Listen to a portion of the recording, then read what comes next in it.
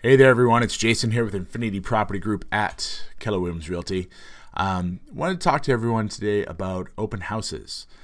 We just did a successful broker open house yesterday, and from talking to new agents and agents that have been in the business for a while, typically when folks come in and look at an open house, they do the same thing all the time. Now, pictures online are huge. Let's be honest. That's where most home searches start. People look online and they see some pictures and they get enticed. And that's why when we have a property for sale, we take the very best pictures we possibly can, and we use a professional every time, because that's what gets folks to the properties. However, there's nothing like actually visiting the property and seeing it firsthand. In my experience, after doing hundreds of home tours, folks tend to do the same thing. They walk in the front door and they look up at the ceiling. They run to the kitchen, to the master bedroom, and the master bath, totally overlooking some of the most critical areas that I'm going to share with you guys today. Some of those areas that get overlooked are when you're purchasing a home. Yeah, you're buying the house, but you're also buying the neighborhood. That neighborhood comes along with the house. Make sure you take a quick look at things such as sidewalks, the speed at which cars go up and down the street. Take a look at the condition of the other homes, and even the cars within the neighborhood. See what's parked in the driveways. You also want to take note of barking dogs. Are there people yelling and screaming? You want to be aware at very least of the neighborhood noise. When you are running into the master bedroom and you look out the windows, what do you see?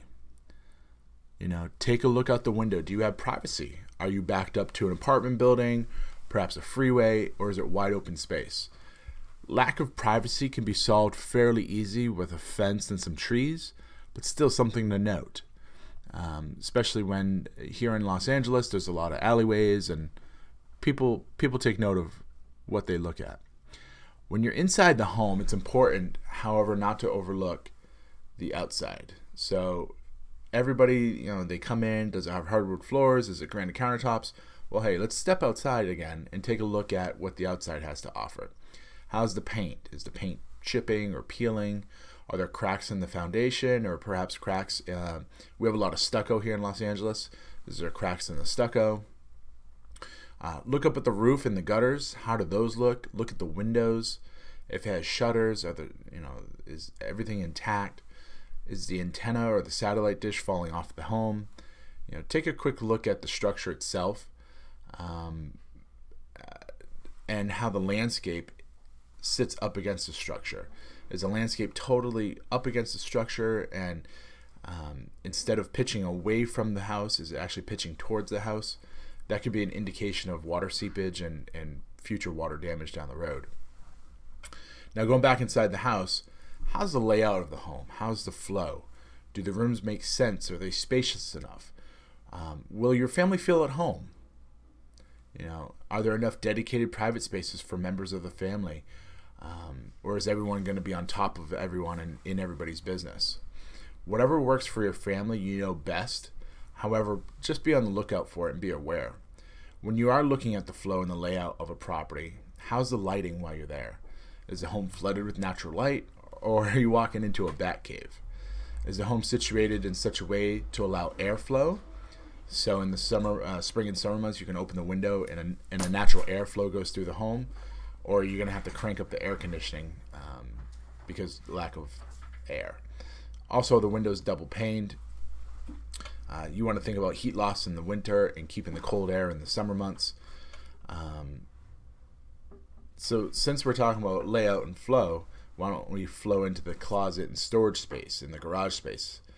Is there enough? Are you going to have enough areas to squirrel away your treasured goods, or are you going to be stuffing things under the bed again? Closet space is always something of value, but here's something to think about. Do the locations of the closets make sense? Are they spacious enough, and are they usable? Is it usable space? You could have a 13-foot high closet, but never use anything above 6 feet, for many reasons. Maybe you're afraid of getting on a ladder or whatever the case might be. So is it usable space? Another thing you want to take note of is when you're walking through the property is how did it smell when you walked in? Did you notice any smells? Did you notice any stains? The hardwood floors, are they bowing up? Maybe the walls are bowing out or uneven. Check for dampness around the tub surrounds, in the shower. Put your hand up the wall. It could all be signs of some damage, and you may need to have it inspected by a professional. So those are some general things that I like to tell folks to look at when they're touring open houses. I know it's going to be helpful for you as well. Any questions about open houses, anything to do with real estate or anything else I can be of service, please let me know. My number directly is 774-696-4293, or of course you can email me, jason@kwipg.com. Thanks, folks. I look forward to hearing all the questions and comments. We'll see you soon.